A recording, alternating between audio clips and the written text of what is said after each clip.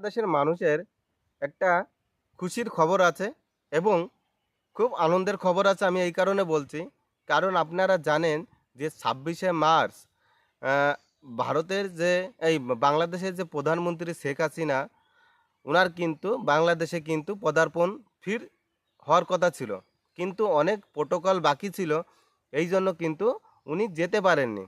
তবে আমি যে কথাটা বলছি সে কথাটা একটু মন দিয়ে শুনবেন, আপনারা পুরোটা বুঝতে পারবেন যে কী কারণে উনি যাননি।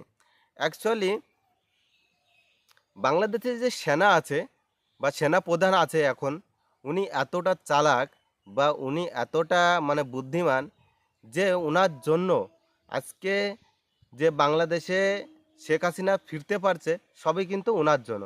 যদি বলেন কেন, কারণ যখন এই ঝামেলাটা হয়েছিল, ঝামেলা হওয়ার সময় যখন হাসিনা সরকার চেয়ার ছেড়ে বা ক্ষমতা ছেড়ে অন্য দেশে চলে আসছে, সেই সময় কিন্তু সেনাপ্রধানের কাছে হাসিনা বলেছিল যে আপনি আমাকে ২ মিনিটের জন্য একটা অডিও বার্তা দিতে দিন, আমি জনগণের সাথে একটা অডিও বার্তা দিতে চাই। সেটা কিন্তু ওই সেনাপ্রধান করতে দেয়নি, কারণ উনি জানেন যে যদি এখন ইনাকে দিয়ে অডিও বার্তা দিতে বসায়, তাহলে ইনার জীবন অনেকটা রিস্কে পড়ে যাবে, কারণ অনেক সময় সেনাও অনেক কিছু করতে পারে না। ঠিক আছে, ওই জন্য উনি যে কোথায় লুকিয়ে আছে বা উনি যে দেশের মধ্যে এখনও আছে কি না সেটা যাতে বুঝতে না পারে, ওনাকে একটা গোপনীয় আশ্রয় রেখে দিল। দ্বিতীয়ত, কোনো মানুষ যখন কেউ প্রধানমন্ত্রী হোক বা যে কোনো কেউ যদি ক্ষমতা ছাড়ার আগে তাকে রাষ্ট্রপতির কাছে একটা লিখিত নোটিশ দিতে হয় বা লিখিত একটা আমি পদত্যাগপত্র দিতে হয়। কিন্তু সেনাপ্রধান কি করেছেন, ওনাকে দিয়ে কোনো পদত্যাগপত্র লিখায়নি বা ওনাকে দিয়ে কোনো যে আপনার অডিও বার্তা সেটাও দিতে দেয়নি। ঠিক আছে, এগুলো কিন্তু হাসিনা চেয়েছিল কিন্তু করতে দেয়নি, কারণ সেনাপ্রধান জানে যে হাসিনা তো আবার আসবে, আমি তো আবার নিয়ে আসবো, বরঞ্চ ওনার জীবনটা যাতে সুরক্ষিত থেকে উনি সেফটি জায়গায় পৌঁছাতে পারে সেটা আগে আমার লক্ষ্য। সেনাপ্রধান দেখুন কতটা চালাকি করেছে। তারপরে কি করেছে, ওনাকে কিচ্ছু না করিয়ে ওনাকে কিন্তু আমাদের ভারতে একটি জায়গায় পাঠিয়ে দিয়েছে, পাঠিয়ে দিয়ে ওনাকে একটি সেফটি জায়গায় রেখে দিয়েছে। ঠিক আছে, এইবার কথা হচ্ছে যে পরবর্তী সরকার এসছে, ইউনিসের যে সরকার এসছে, দেখুন একটা সরকার বসতে গেলে বা একটা সরকার গঠন করতে গেলে সেটা হচ্ছে তো আপনার ভোটের মাধ্যমে হয়, তাই তো? ভোটের মাধ্যমে যে আপনি একটা সরকার গড়তে গেলে বা একটা সরকারের পদে বসতে গেলে আপনাকে জনসাধারণের ভোটে পাস করে বা জনসাধারণের পারমিশনে আপনি সেই পদটাই বসতে পারেন। কিন্তু আপনাকে তো আপনি যে ইউনিট সরকার বসছে সিটে, তাকে তো সাপোর্ট করিনি কেউ, তাকে জোর জবরদস্তি সেই পদে বসিয়ে দেওয়া হয়েছে। তবে এই কারণে বাংলাদেশে কোনো নির্বাচিত সরকার নেই, আর নির্বাচিত সরকার না থাকলে বাইরের থেকে কোনো মানে যেসব অর্থ সাহায্য করায় সেই অর্থ কিন্তু পাওয়া যায় না, কারণ নির্বাচিত সরকারই নেই সে দেশে। কোনো একটা নির্দিষ্ট জায়গা নেই বাংলাদেশে, নির্দিষ্ট একটা সরকার গঠিত নেই। ঠিক আছে, তো সেই সরকার গঠিত নেই হলে আমেরিকার থেকে কিন্তু অনেক যে অর্থ পেত বাংলাদেশ বা আরও বিভিন্ন দেশ থেকে যে আর্থিক সাহায্য পেত, সেই আর্থিক সাহায্য কিন্তু বিভিন্ন দেশ থেকে বন্ধ করে দিয়েছে। এর ফলে কী হয়েছে, বাংলাদেশের কিন্তু অনেক মানুষ বিপদে পড়ে গেছে। তারপরে বাংলাদেশে কোনো নির্দিষ্ট সরকার নেই বলে সে মানুষ কিন্তু বিভিন্ন দেশের ভিসা পর্যন্ত এই বাংলাদেশ সরকারকে দিচ্ছে না, যার জন্য মানুষ লেখাপড়ায় সমস্যায় পড়ছে, মানুষ চিকিৎসায় সমস্যায় পড়ছে, তারপর আরও বিভিন্ন রকমের। কারণ বাংলাদেশে জানেন আপনারা যে মায়ানমারের যেসব মানুষগুলো বিতাড়িত হয়ে বাংলাদেশে এসে বসবাস করে বা তাদের যেসব ক্যাম্পে রাখা আছে, সেই ক্যাম্পটা চালানো হয় একমাত্র বিদেশিদের অর্থে বা বিদেশিদের সাহায্যের উপর নির্ভর করে। বাংলাদেশ সরকার কিন্তু একটা টাকা দিয়ে তাদের সাহায্যও করে না, খেতেও দেয় না। সব বাইরের থেকে যে দান ধ্যান আছে সেই দান ধ্যানের উপর কিন্তু তাদের পেট চলে বা সংসার চলে বা তাদের উন্নয়ন চলে। ঠিক আছে, তো এইসব জিনিস এখন এইসব জিনিস করতে গেলে নির্বাচিত সরকার চাই। এবার নির্বাচিত সরকার হতে গেলে যে এর আগে যেমন শেখ হাসিনা প্রধানমন্ত্রী ছিল, তার তো একটা মানে পদত্যাগপত্র থাকার দরকার, নাহলে তো নির্বাচন করতে পারবে না। কারণ সে তো পদত্যাগই করেনি, কারণ তার এখনও ক্ষমতার মেয়াদ রয়েছে। ধরুন 5 বছরের মেয়াদ থাকে, সে 5 বছরের মেয়াদ তার কমপ্লিট হয়নি। এবার কমপ্লিট না হলে তো নির্বাচন করতে পারবে না। সে যখনই পদত্যাগপত্র দেবে তখনই আবার ভোট হবে। ভোট হওয়ার পরে তারপর আবার নতুন সরকার যে ভোটে পাস করবে সে নির্বাচিত হয়ে সেই যে আসনে বসবে। কিন্তু সেই জিনিসটা কিন্তু সেনাপ্রধান হতে দেয়নি। এর জন্য অন্য কোনো সরকারও বসতে পারছে না, এদিক চারিদিক থেকে বিপদ। ঠিক আছে, এইবার কথা হচ্ছে এখানে এই যে যে হাসিনা সরকারকে একে কিন্তু জোর জবরদস্তি সেই আসন থেকে ছুড়ে ফেলে দেওয়া হয়েছে। কিছু মানুষ টাকা খেয়ে এই কাজটা করেছে।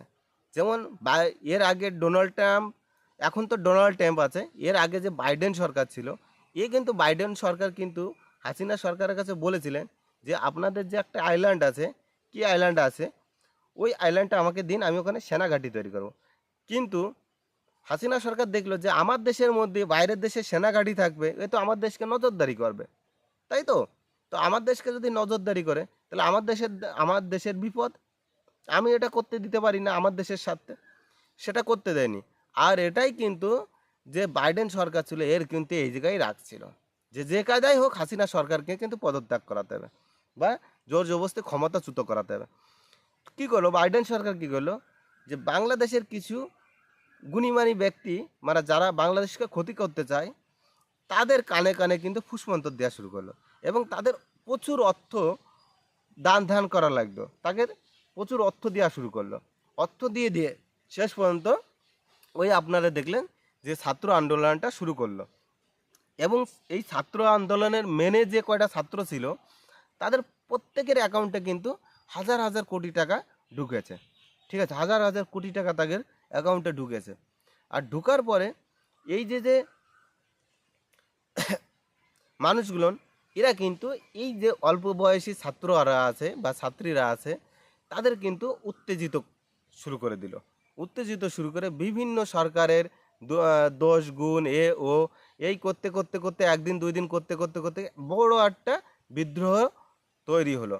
তৈরি হওয়ার পরে কোনো একটা ছাত্র, সে যখন সেই দেশের সেনা সে গ্যাস ছাড়ে, সে গ্যাস ছাড়ছিল যা বা যেসব এমনি ধোঁয়া তৈরি করার জন্য যেসব গুলি ছোড়ে সেসব গুলি ছুটছিল, কিন্তু তার মধ্যে থেকে কেউ বন্দুক চালিয়ে গুলি করে দেয়, ছাত্রটা মারা যায়। এমন ভয়ঙ্কর রূপ নেয় ছাত্রটা মারা যাওয়ার পরে লাস্টে তাকে দেশ ছাড়তে মানে হাসিনাকে দেশ ছাড়তে বাধ্য হতে হয়। না হলে দেখা যায় যে আরও কত যে মানুষ, সাধারণ মানুষের মৃত্যু হতো, যে হাসিনা বুঝতে পেরে দেশ ছেড়ে দিল। কিন্তু দেশ ছেড়ে দেওয়া যাওয়ার আগে কিন্তু উনি ওনার গাঁটমাট বেঁধেই গেছে বা সেনা কিন্তু সেই কাজ করেই দিয়ে রেখেছে যে উনি যাচ্ছে ঠিকই কিন্তু আবার ব্যাকে আসবে। উনি কিন্তু পদত্যাগপত্র দিয়ে গেল না। ঠিক আছে, আর পদত্যাগপত্র না দিলে কিন্তু ক্ষমতায় এখনোই হাসিনাই রয়েছে। ঠিক আছে, দেখবেন কিছুদিন আগে আমেরিকায় একটা সভা হলো, সেই সভাতে কিন্তু ইউনিসকে ডাকা হয়নি, ডেকেছে কাকে? হাসিনাকে। হাসিনাকে কেন ডেকেছে? কারণ হাসিনা এখনও বৈধ প্রধানমন্ত্রী, তাই তাকে ডেকেছেন, তাকে দিয়ে ভাষণ দিয়েছেন। এবং ভারতেও কিন্তু এরকম অনেক যে সভা হয় সেই সভাতে কিন্তু হাসিনা বক্তব্য দেয়, কারণ উনি এখনও লিখিত প্রধানমন্ত্রী। ঠিক আছে, কারণ রাষ্ট্রপতি এখনও দেখাতে পারেনি যে তার যে যে পদত্যাগপত্র সেটা দেখাতে পারেনি, সেনাবাহিনীও কিন্তু দেখাতে পারেনি, যার জন্য তিনি এখনও লিখিত হচ্ছে প্রধানমন্ত্রী। তো এইভাবে কিন্তু পুরো চক্রান্তটা চলেছে। আর এই যে যারা টাকা খেয়ে এরকম ধরনের ভয়ঙ্কর কাজ করেছে তারা কিন্তু এখন হাড়ে হাড়ে বুঝতে পারছে, কারণ ডক্টর ইউনূস পালিয়েছে, সে চীনে পালিয়েছে। তাদের যে একটু বড় বড় পদে কিছু কিছু লোক নতুন নিয়োগ হয়েছিল বা বসেছিল, তারাও কিন্তু বুঝতে পেরেছে যে আবহাওয়া খারাপ দেখেই তারাও কিন্তু যার যার মতন কেটে পড়েছে বাইরের দেশে। কিন্তু দুই তিনটে মানুষ আছে যাদের কাছে না আছে টাকা, না আছে তেমন কোনো পালানোর রাস্তা, কারণ ইউনিসের জন্য ভারতের আকাশপথ বন্ধ। তারপরে যে আহ, এখন ইউনিট সরকারের যে সব উপদেষ্টারা আছে তাদের জন্য কিন্তু ভারতের রাস্তা বন্ধ। কারণ তাদের যদি দেখে ভারতবর্ষের সীমানায় সঙ্গে সঙ্গে গুলি করে মেরে দেবে। ঠিক আছে, কারণ তাদের জন্য যে অশান্তি তৈরি হয়েছে বর্ডারে আর বা বাংলাদেশের মধ্যে, সঙ্গে সঙ্গে গুলি করে মেরে দেবে। আর তারপরেও কথা হচ্ছে, দেখুন, ভারত কিন্তু আগে যে সরকার ছিল সেই সরকারের যেসব পদে যে যত লোক ছিলেন নিয়োজিত, তাদেরকে কিন্তু ভারত সরকার প্রত্যেকেরই, যারা যারা আসতে পেরেছে ভারতে আর যারা যারা বাইরের দেশে গেছে তারা তো বাইরের দেশে চলেই গেছে, যারা ভারতে আশ্রয় নিয়েছে তাদের কিন্তু প্রত্যেককে আশ্রয় দিয়েছে। কিন্তু এখনকার সরকারের যে আহ, লোকগুলো আছে তারা কিন্তু ভারতের রাস্তা পুরো বন্ধ। আর এদিক মায়ানমারেও যেতে পারবে না, মায়ানমারে গেলে তো মরিছে। এদিক পাশে বাংলাদেশ ভুটান মানে ভুটানে যাবে, তাও যেতে পারবে না। ভুটান ভারতের কথা মতন চলে, নেপালে তাও যেতে পারবে না, নেপালও ভারতের কথা মতন চলে। ঠিক আছে, এদের পালানোর রাস্তা নেই, এদের হয় জেলে ঢুকতে হবে, নাই ফাঁসি হবে, নাই গুলি খেয়ে মরতে হবে। এদের একটাই রাস্তা। তা হাসিনা কিন্তু নিজেই বলেছেন যে আমি আবার বাংলাদেশে আসব, এসে ওই যে যে মানুষগুলোন তাদের কিন্তু আমি সাজা দেব। আর যে মানুষগুলো মারা গেছে সেই সময় এই জঙ্গি আন্দোলনে যারা সাধারণ মানুষ মারা গেছে তাদের পাশে থাকবে, পাশে থেকে তাদের আর্থিক সাহায্য করবে, তাদের যাতে পরিবার একটু ভালো পরিস্থিতি হতে পারে সে ব্যবস্থা করে দেবে। আর তাছাড়াও যাতে এই যারা এই গণ্ডগোল বাঁধিয়েছিল তাদের যাতে কঠিনমূলক শাস্তি দেওয়া যায় সে ব্যবস্থাও কিন্তু উনি করবেন। ঠিক আছে, এই জন্য কিন্তু যারা এখন এই নতুন সরকারের হয়ে কাজ করছে তারা কিন্তু ভয়ে কাঁপছে। ঠিক আছে, তাদের কিন্তু আর কোনো কথা বলার শক্তি নেই। তো এই 26শে মার্চে ওনার যাওয়ার কথা ছিল, কিন্তু সেই প্রোটোকলটা সেনাবাহিনী এখনও পুরো কিন্তু কমপ্লিট করে উঠতে পারেনি, যার জন্য কিন্তু তাকে সেই জায়গাটায় পৌঁছাতে পারে, মানে নিয়ে আসতে পারেন। কারণ আপনার ইন্টারন্যাশনাল যে এয়ারপোর্ট আছে বাংলাদেশে সেই জায়গা তো হাসিনার এয়ারপোর্ট মানে ল্যান্ডিং করাবে না, বিমান ল্যান্ডিং করাবে না, সেনাঘাঁটিতে ল্যান্ডিং করাবে। ঠিক আছে, আর এর আগে জানেন আপনারা যে যে এখন যে সেনাপ্রধান আছে উনি কিছুদিন আগে বাইরে গিয়েছিলেন। তো ওনাকে মারার জন্য বাংলাদেশের যে মৌলবাদী বা বাংলাদেশের যে এখন নতুন সরকার আছে ওনাকে মারার জন্য কিন্তু পুরো প্ল্যানিং সাজিয়ে রেখেছিল। কিন্তু ভারতীয় যে গোয়েন্দারা আছে বা ভারতীয় যে গোয়েন্দা তথ্য আছে তারা কিন্তু সেই ইন্টেলিজেন্টরা কিন্তু টের পেয়ে গিয়েছিলেন যে উনাকে গিলে এবার আটকিয়ে দেবে বা মেরে ফেলবে। সেই কারণে ভারতীয় গোয়েন্দারা কিন্তু উনাকে সতর্ক করে দিয়েছিলেন বা উনি কিভাবে যাবেন, ঠিক আছে, সে পুরো একটা লাইন কিন্তু ওনাকে করে দিয়েছিলেন। সেই অনুযায়ী কিন্তু উনি যায় এবং নিজেকে সেফটিভাবে রাখতে পারেন। এখন কিন্তু উনি কিন্তু যেসব মানুষ এইসব প্ল্যানিং করেছিল ওনাকে নিয়ে, যে ওনাকে মেরে ফেলা দেওয়ার বা ওনাকে আটকিয়ে দেওয়ার, তাদের কিন্তু প্রত্যেককে কারাগারে পাঠিয়েছে। এবং তাদেরকে কিন্তু যারা এখনও ধরা দেয়নি বা যারা টার্গেটে আছে তাদেরকে কিন্তু সতর্ক করে দিয়েছেন উচ্চ সুরে যে আপনারা কিন্তু সাবধান।